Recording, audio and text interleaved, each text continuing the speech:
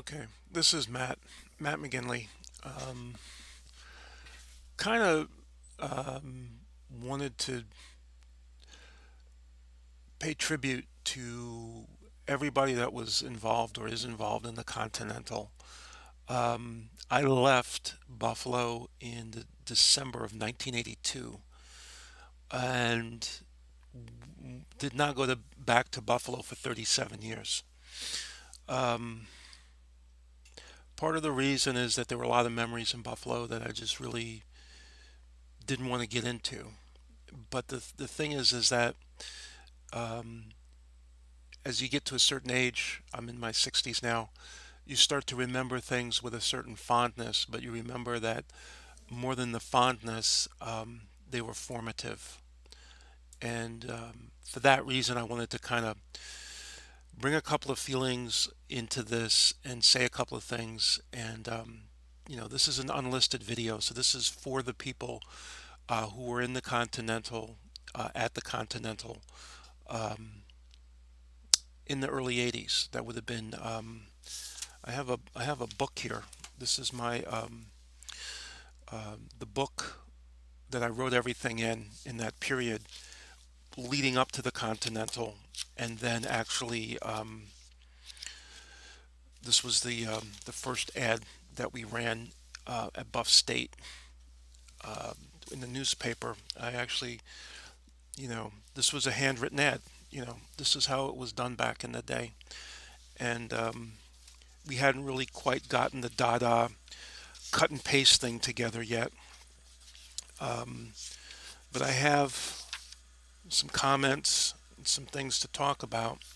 Um, the idea for the Continental was 11:26. This is my note right here. Um, 11:26 was about 2 o'clock in the morning, and it was just kind of inspirational. I had been working on electrical engineering schematics for synthesizers and things, and I was working as a busboy down at No Names and had really wanted to DJ. And I was also doing some part-time stuff down at WBNY, um, where Tom Calderone made his mark. Um, so this ad was published on Thursday, February 3rd, 1981. Right there. I put that up there. And if you know anything about Buffalo, what is it? Today's February 27th. It's cold. There's a lot of snow. Grand opening Friday, February 6th and Saturday, February 7th. 212 Franklin Street near Huron. Professional sound system. Unique light show. Manhattan disc jockey. And that was me.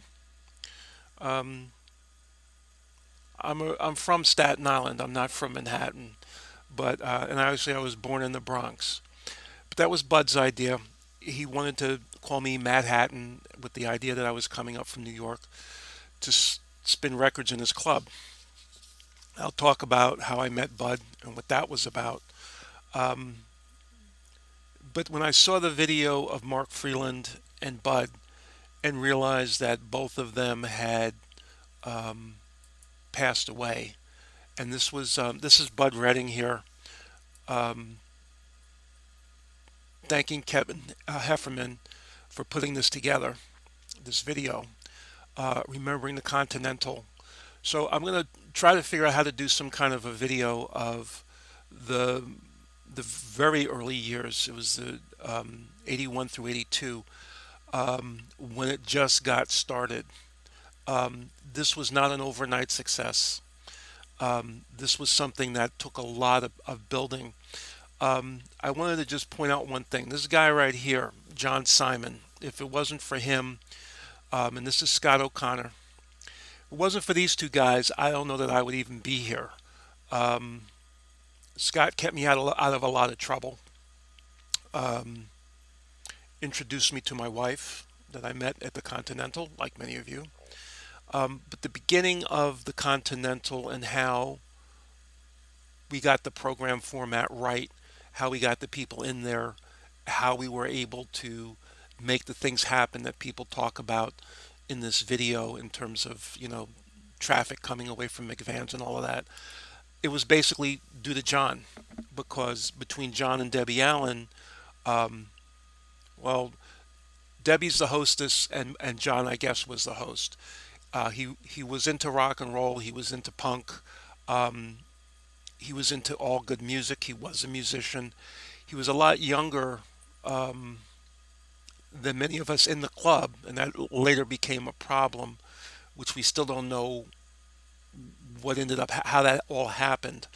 Um, but that first glimpse I got of I'm gonna just play it, just so you can kind of get a feel and understand where I'm coming from here,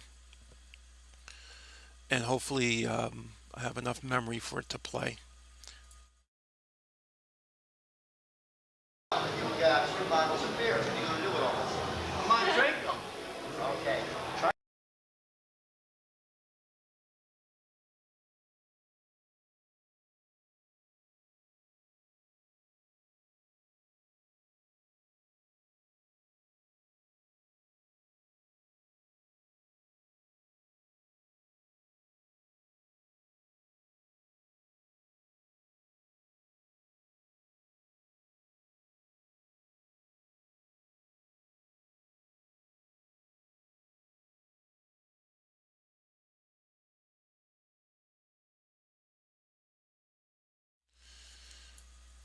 Yeah, I'm really trying to run too much. I think I'm gonna have to give up this part and maybe bring this back up later. I keep the break down like about 20, 25 minutes so we don't. Well, starting when? Starting from the time. So tell me what time exactly. Now, I can't tell you how many times I heard that conversation. Um, Always in the kitchen. Um, I loved that Mark was just so on with Bud all the time. But the idea of this conversation was really what it was about. The bands, the local bands, and Bud extorting. Uh, According to the clock out there, you got off at. According to the clock out there, yeah. I just got to say that these two people still live in my hearts deeply. Um, but Mark was always, and there's a moment in here that really kind of made me weep, because this is the moment in here is really the whole thing with this. But Mark would always be like, just what do you want us to do? Tell me what you want to do. I'm here to play for the people and all that. But here's the moment coming up. 2:22, so add 20 minutes, like about 2:42, 4:04. quarter to 3, Okay. 2:45, Okay. Side of a half minute though. Eastern Standard Time. Sounded good. Thank you. That was it. That was it. That's the moment. That's the thing about the Continental. That's what makes me want to, you know, it was hard to leave the Continental, but I had to. There was just something I had to do that was more than what I could do in Buffalo at that club at that time. But Mark just saying thank you. The simple respect that Bud had for the music, the musicians, and what it was really all about. That was the main thing about Bud. So that's how it got. That's one of the things that got it started, was the fact that Bud really respected the music, liked the music, liked young people. Um, if I'll tell you the story in a second about meeting Bud. We were doing I dinner got theater. the smoke alarm off just as your fog was coming out. Eh, we were doing dinner theaters. Buffalo State College was doing dinner theater, and they had actually gone down to the Continental to perform these shows. And it was an American musical. I can't remember, but Glory, Glory, Hallelujah was part of it. And I went down to do some radio spots and talk about radio spots with Bud to actually promote the dinner theater. And I met Bud, and I started talking radio and commercials, and we'll give you some free spots and pay for some spots and so on and so forth. And Bud's Bud had kind of like a gleam in his eye, and I understood him. And I said, what's going on down here? Why, you don't have any business. This is like an old man's bar with a pool table, a cigarette machine, and maybe Monday night football. And that face, he says, let me show you something. And took me upstairs and showed me a pristine, polished, like it had been stopped in time, and took me up to the upstairs of the Continental. Um, Now, upstairs of the Continental, that was designed for disco. At the time, the disco was popular in Buffalo when the Continental was doing it. It was black disco, it was gay disco. That had moved on, and I had been working at No Names, as I said, and been to McVan's. Um, there was a lot going on in Buffalo. I was an R&B guy. I played guitar. I was an R&B guy. Um, I was not a punk. All right. And rock, for me, rock and roll was like really, like a rhythm and blues thing. I had not been able to quite get to that point. But the bands at that time, Pauline and the Pearls, Paper Faces, the Femmes, and the Celibates, that was the sound. So that was really where you were coming from in terms of like that mix. And I want to just, these are some 45s from back in the day. This is this was done as For Now, the Stains, the Cobras, Pauline and the Perils, and the Vores. And each band got a cut. The Cobras, One Way Street, the Stains of Life, Buffalo College of Musical Knowledge Records, Pauline and the Perils, See for Yourself, and then the Vores, New Aesthetic. Um, so that first thing that I said to Bud, he was like, "Okay, so we did the dinner theater, and we talked about opening, we talked about records. I DJ'd in the radio. I didn't DJ in the club, so I did not have an experience of club. So I'll tell you the story. All right." Bud's like, "Have you ever DJ'd in a club before?" I said, "No, I DJ'd for a radio station, WBNY." He's like, "Well, let me tell you something. It's different. You need to come down. I need to see what you can do. Come down Saturday. I'm having a party, private party upstairs. I want you to DJ." And I showed up. I brought some records, and I'm bringing like crazy stuff. Um, I'm Devo, and I don't even know what I brought. Jimi Hendrix, crazy stuff. And this is a party for people to dance to. And what I didn't realize was that people just need a good drink in them and a little bit of an excuse, and they'll start dancing on the dance floor. And if you know anything about the Continental dance floor, remember it. It is loud and so on and so forth. Well, I couldn't get people to dance. They're like throwing ice cubes at me and stuff. And Bud puts a cigarette in his mouth.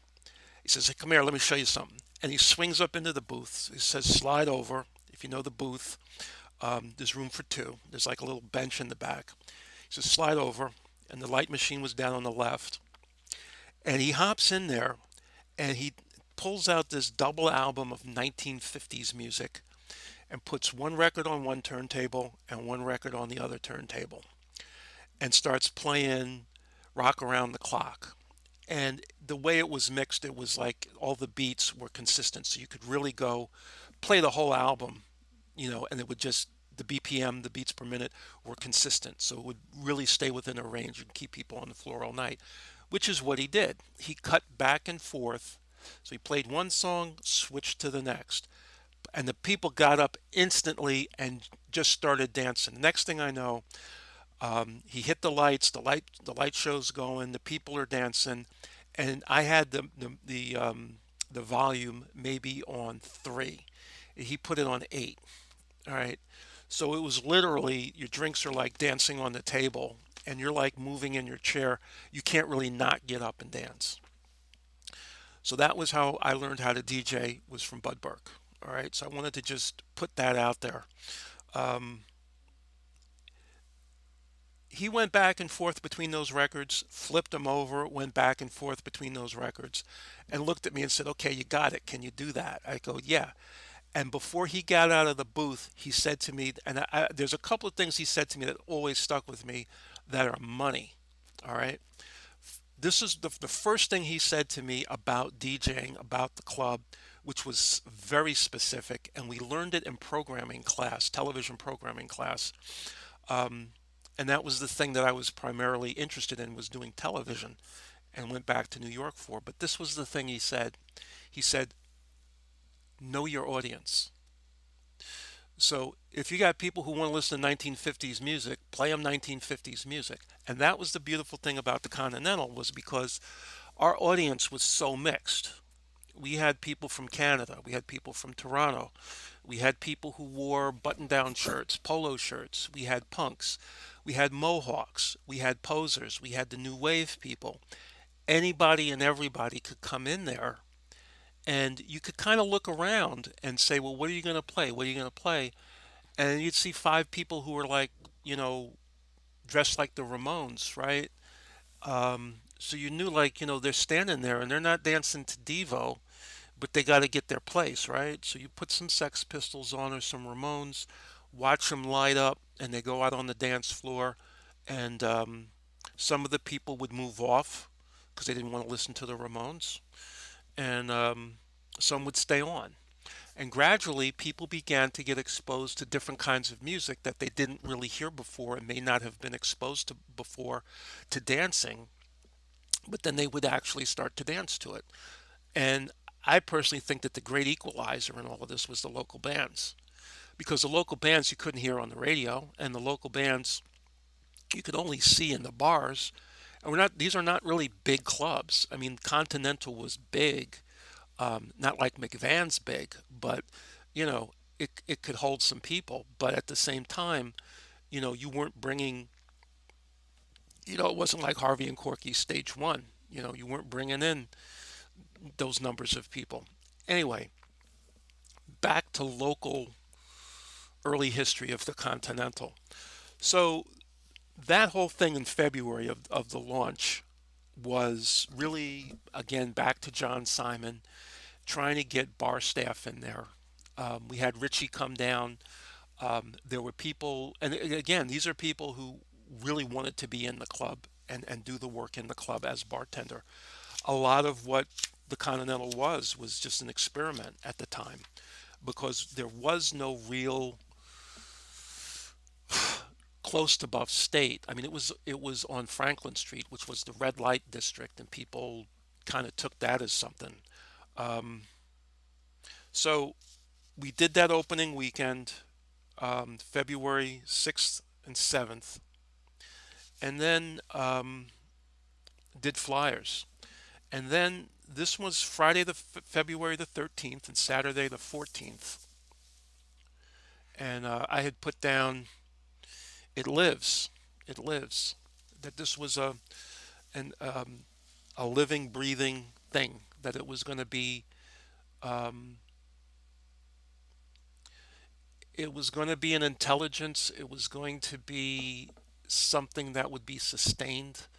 Very spiritual for me, being in the booth with all those people dancing, and just seeing that. Part of me was a little sad with the amount of drinking that was going on, and that was getting exposed to more and more people's lives, who had been affected by various things, drugs and alcohol.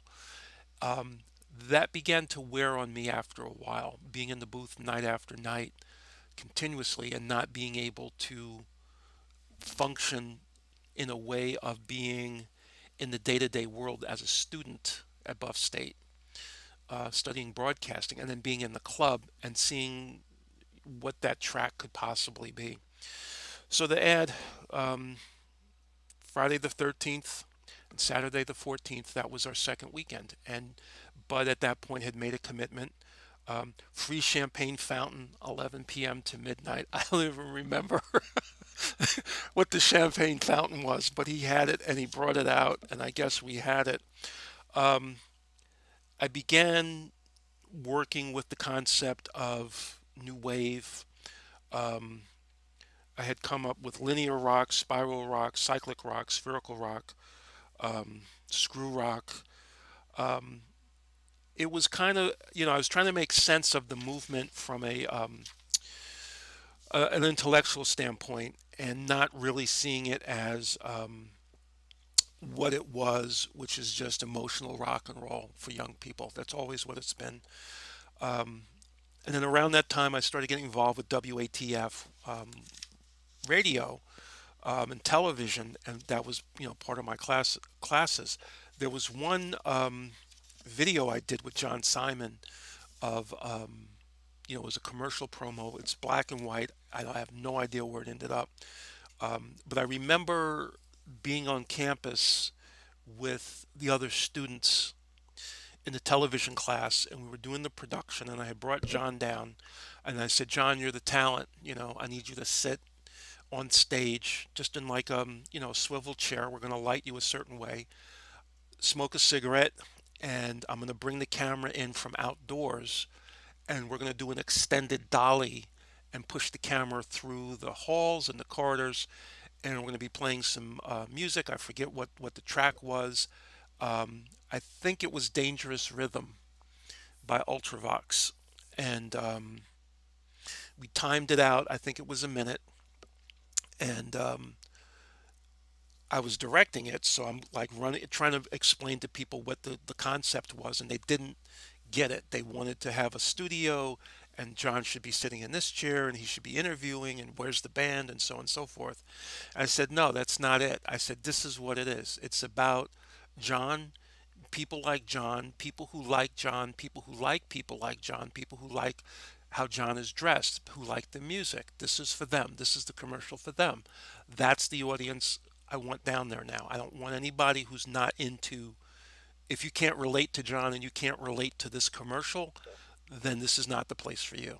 That's what I was trying to establish because I wanted the core audience down there to be the ones who set the tone, set the music, set the programming, and kind of provided, and this is it, provided the atmosphere for the club so when people got down there, you got it. Now, there was a problem with that, and here's the problem, and I take full responsibility for it.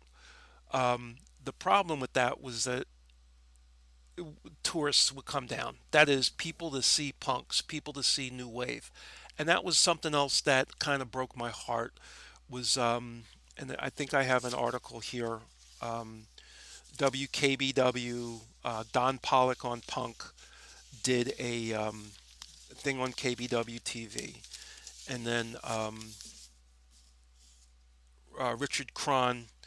I guess if there's a date on this, Gusto, Friday, June 26, 1981. So February, March, April, May, June. So this is like 5 months later. So 5 months later, we're now getting a full page in Nightlife, and there's the article.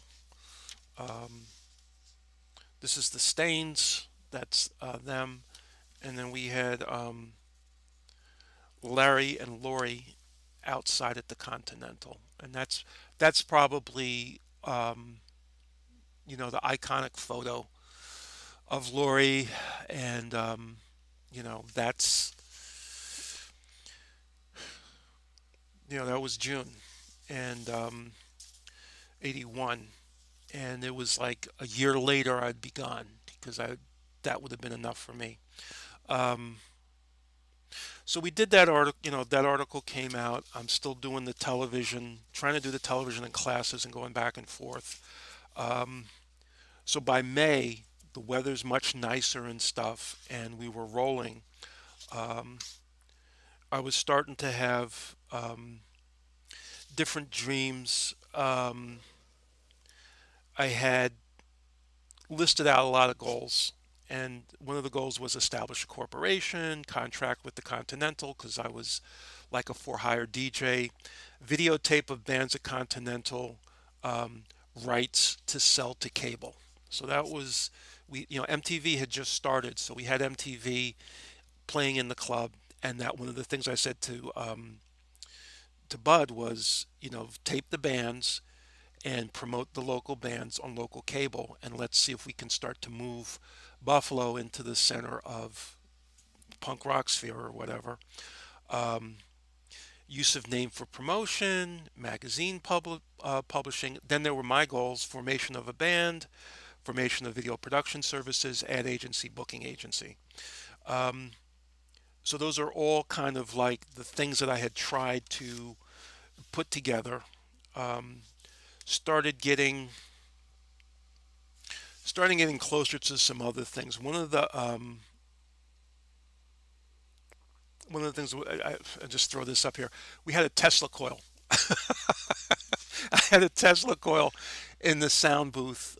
That's the design of it. Um, I'll show it to you another time. It's built. It's actually in here, and we would hit the Tesla coil, and it would rip through the speakers, and it was probably really the worst thing to have in a sound booth. But anyway. All right, let's move on. So at some point, okay, now this is slightly embarrassing, but hey, here it is. This was that's me. I had drawn this, I guess, picture of me telling people Voxline, a private nightclub for today's uninhibited generation. Well, I'm pretty inhibited, so for me to actually do this was kind of like an alter ego, maybe. What did we model it off of? It was modeled off of Buddy and George cordially invite you to and a friend to be their guest at their private showing of The Outer Limits, located at the upstairs of the downtown Manor, buffet and cocktails. And that was Bud and George. And at the time, I had a roommate, Kevin, and Kevin was part of this thing at the time. He was kind of my relief DJ. And there's the mock-up of the invitation we did, and then Bud paid for the card. So this is an actual that card there. And then again, that's my hand lettered invite to come down there.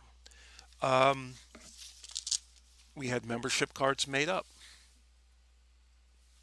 Voxline, and I even started to do a newsletter, newspaper, and again, it's the thing I didn't really have was, is the idea of marketing. You have to really just be doing things for the people. Did everybody want a newsletter? Did they need a newsletter? How are you going to distribute it? This is all pre-internet. Did they want a private club? No. So we had a private club, and it was like, why should we? What's up? What's happening upstairs in the private club that's not happening when there's no private club? And I really couldn't answer that question. So that was the end of the private club. Um, Around February of '82, I had hooked up with Steve Berner on bass. We were playing with Frank Vigilante's band, who had been playing at Buff State, and Frank was on the board for concerts. So we played a couple of gigs with Frank as under one of the band names was Uranus. I don't know how many bands have tried that. Bud's idea was to always call a band Free Beer. Anyway, so we came out of Frank's band, um, kicked out of Frank's band, and Steve Berner asked me if I wanted to play with him and Bort, um, and we formed the Resistors. This was Steve Berner on bass. And I have the RIP there was because I had just, I don't know, it was a frustrating experience for me. I was never really able to communicate musically what I wanted in the band. I was really after kind of like a celibate sound. So that's my guitar rig with my synthesizers, sequencers, drum machines, and trying to merge that into kind of a rock and roll setting, which is really what punk's about. Trying to figure that out. Um, so you know, I could probably um,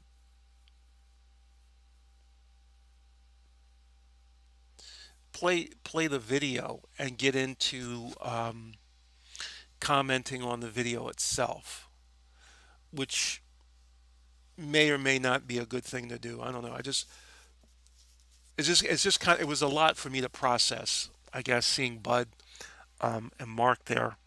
I lost my mom this year. John Simon lost his sister Lorraine a couple of weeks ago. I guess part of me is kind of, wanting to make a record of this stuff and get it down, but it's like I'm not a visible person in Buffalo. I was never from Buffalo. Buffalo was not, I went to school there, and I don't know really that it was um, it kind of is my home in a certain way. Um, but I will say this. I'm very grateful for the fact that I had the time that I had there, that I met the people I met there. Um, this is part of my life that I've always tried to understand a little more. Um, I think a lot of really who I am and the real Matt, the real person that I am, was left there. I kind of had a lot of things going there that were going to work. But when you're from someplace, like when you're from New York City, um, you're expected to go home and start a life and do some things. Um, Bud came down to New York. We talked a bit. Um, I really wanted to talk to him a little bit more um, about the Continental, the early days, and trying to establish really more of the story about Bud, kind of person he was. But everybody who interacted with Bud on this video and spoke about this was able to articulate a certain aspect of his personality about things. Great businessman. Um, yes, he did have a 38 caliber handgun there. Yes, he did have. There were dogs. The dogs were running around inside the bar after hours. So if the door was closed and locked, the dogs were out. Um, a lot of the after parties were not at the club because he didn't want to give out any free liquor, and he wasn't supposed to be charging for it. So that was, you had to kind of figure that out. Um, I had a couple of after parties at my house on Bird Avenue. Um, a lot of them got out of control. Eventually, my roommates at that apartment left. Um, but I want to just finish up that story about shooting that video with John Simon. Um, I'll never forget the looks on the faces of my fellow students at Buff State about what I was doing and what I was shooting, and how they looked at John. And that was one of the things I was trying to overcome. Also, was just this bias against just a general humanness, and the idea that try to get. In other words, I don't think that the students were bad or anything like that. I just think that they weren't expecting this, and it was really different, and it was outside of the box, and that's what I am. I'm different and outside of the box. When it comes to video, I don't do things in any kind of conventional way. I tend to be a little bit more experimental with things. Um, so we created that ad. I loved it. Um, John continued to be the ambassador, and we had these great after parties. There was one after party when Fred from the Enemies showed up, and I was sure that there was going to be problems. Um, Shit would go down, and it was down, right? But there was one night, it was really funny because Fred and the Enemies, whatever, everybody was super cool. Everybody's down there and I'm playing some records and stuff. and people are just standing around drinking beers. And Fred was leaning on the mantelpiece, and I know all these great Buffalo houses have these fireplaces with mantelpieces, and Fred's just kind of like there's like beers up on the mantelpiece, empty bottles, and Fred just kind of put his elbow up and he's like drinking a beer and he's like leaning on it, and the whole mantelpiece fell off. And I don't know what people were thinking, but they must have looked at Fred and looked at the mantelpiece and decided Fred was upset. I don't know. He may have been. I don't really remember. All I remember is the mantelpiece comes crashing down, beer bottles on the floor breaking, women screaming, men screaming, the whole bit, and people heading for the door. And it was kind of like, I guess people were upset that there was a rumble and the whole 9 yards.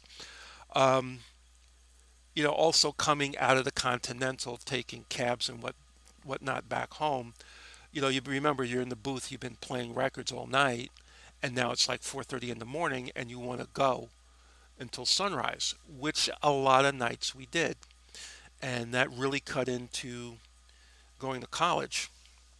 So at some point, I did have to make a business decision. Can you continue to party, on the weekends to this degree and hit these classes like this 8 o'clock broadcast law class Monday morning? So um, I made peace with that. I made peace with that, and I did make the decision. The Resistors played. We played a couple of gigs. Had some interesting songs, which I guess one of these days I'll get that up here too. But this is just a tribute to Bud Redding, Andre Frazier. Um, the idea of folks asking me to come back to the reunions and not showing up, and you're going to come back and DJ, and I just could never quite get it together to do it. A lot of fear was involved because the technology's changed, and y'all are using CDs and stuff, and we were using records. We were using these 45s. Um, see Bush Tetras. Um, I love Bill Nelson, so I'd be playing some Bill Nelson from time to time. XTC, Making Plans for Nigel. Um, Brian Eno, King's Lead Hat. Kind of move you forward a little bit. If you could tell me this one, little Joy Division. Um, and then I think this is just really for me, Celibates and Paper Faces. This is Kevin's issue of this. Um, I love Kevin, but he was a pain in the ass. That's all I'm going to say. Oh, there's just so many stories about how people behaved and things that went down. Um, I remember one night I was DJing and somebody came in to me and said, "Hey Matt, um, your apartment was just robbed," something like that. And I'm like, "What the fuck?" And John's Rickenbacker was stolen, and I went um, I went home, and my roommates were like, "Yeah, all of our shit was taken. None of your stuff was taken. What's up?" So apparently the apartment was broken into. Everything that was taken was taken. Probably shouldn't be talking about this. I don't know if statute of limitations 37 years. But that's when my roommates decided that it was time to go. Not me. They could have thrown me out, but they said they're going to go. Um, I guess there was a certain intimidation factor. Um, so yeah, I mean, like I'm gonna maybe do another video or a couple of them. Maybe get with Bud Redding, and see if we can come up with making an extended storyline on this.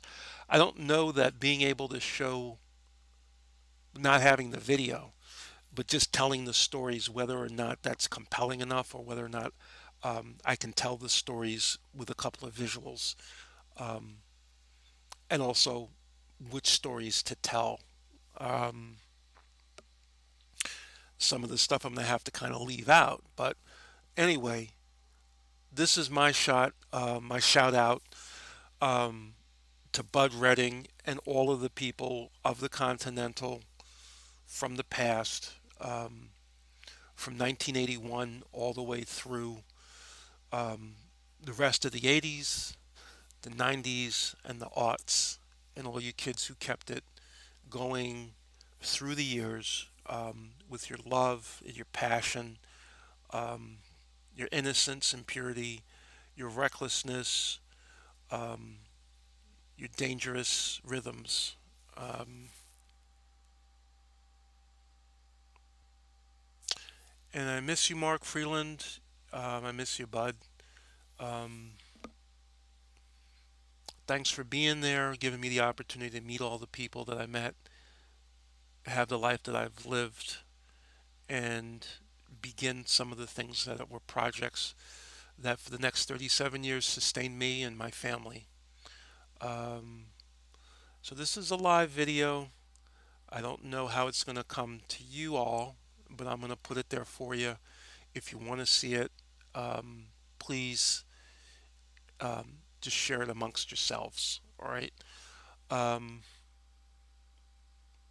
yep, that's it. So this is Matt Hatton from the Continental, um, 1981 to 1982. DJ who kind of started it from the beginning.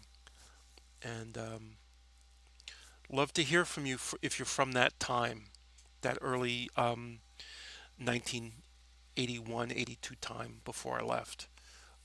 I would have been out of there into the summer of 82 and towards the fall. And did graduation in December 82 and then came back to New York.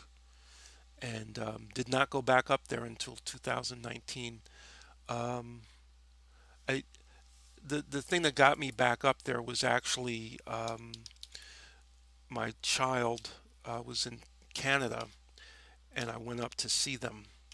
And one of the things that I decided to do was to drive to Canada to see them and stop off in Buffalo and try to see some folks in Buffalo. Um, there were a lot of people that I was not able to connect with due to timing. Um, but it was, mainly Scott and John being able to see them and spend time with them um, was really what it was about. Let me see if I can find if I'm going in the right direction. See which way I'm going here. Oh, there we go. All right, so this is John, dear John Simon. Um, so this, again, we're doing this benefit to raise money. A lot of businesses were impacted um, due to the COVID-19 pandemic, and this was where I was staying at the time. I was visiting John. Um, Typical Buffalo house. I love them. It was a nice Airbnb, and there's Scott O'Connor. And let's see, what do we have? I know I have some stuff, you know, back in the day. This was the mental hospital. I guess it's now a hotel. So, just one flew over's the cuckoo nest for that one. There's Panos. Back in the day, Panos was, I think, three stools you could sit in and maybe two booths. It was small. Um, but God, they made the best souvlaki's, and God, that was great Panos. That's the spot. All right, so from this wall to that wall, this is where the Continental was. Um, Joni Mitchell's. They paved Paradise and put up a parking lot. Do dot dot dot. That's this. Um, yeah, I mean, look. Bottom line, there's a Continental in Manhattan, or there was down on St. Mark's Place. There's probably a Continental everywhere. You know, if you want to have the Continental, if you want that back, it can certainly be done anywhere. It's about having the right people at the right time, bringing them together on something that's common ground that has to do with music. You have to have the local bands interested. Anybody who's doing local music has to be interested. You have to have dancing. You need a liquor license. You need a liquor license. You cannot do bootleg or whatever, and that does not work. You have to have a legit, business license. Have to have insurance, fire insurance. Place has to be safe. For all the times we're hanging out playing, George would get pissed off at Bud about something and go down and pull the main power switch. You're sitting in the booth playing music, and all of the power would go off. And George would be pissed off at Bud for some reason. And I'm like, that's cool. You could be pissed off and whatever, but you can't pull the main power switch in a nightclub where the upstairs has one exit out onto the roof and one staircase downstairs. That's not cool. All right. So stuff like that would happen from time to time, and you just every now and then, something like that would happen, and you just get an eerie feeling, and it would just be like, oh man. There was one night, a couple of mirrors got busted on the dance floor. I know you guys all know about the mirrors. Eventually, Bud used some 5/8 inch particle board and covered up the bottom third of the mirrors because they would get kicked in. Kevin used to get paid $1 to replace the mirrors anytime a mirror got broken. So the game was every night go up to the Continental and kick in a couple of mirrors so that Kevin had some money so he would go out and replace the mirrors.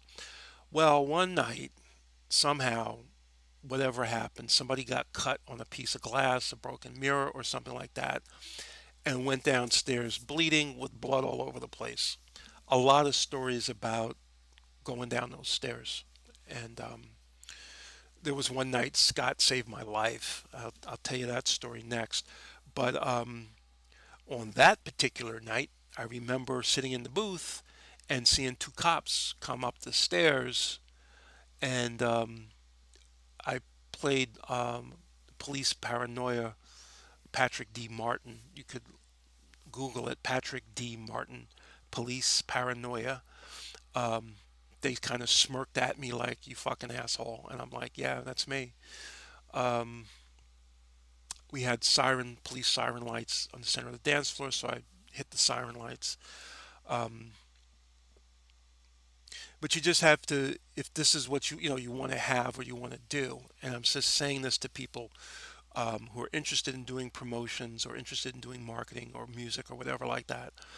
But I'll give you the number one tip, piece of business advice that would always work in every situation. And remember this, it is key, and it's from Bud Burke. His advice to me and his words to me were, Matt, always remember, a crowd attracts a crowd. And I asked him about that, and he said, yeah, that's why we have a line out front. He said it doesn't matter how many people we have in here. If we can just show people when they show up that there's a line out front, that's a crowd. And that's what's going to attract people. So, anyway, I've been jibber jabbering here for 45 minutes. I'm going to go ahead and cut this now, and it's 4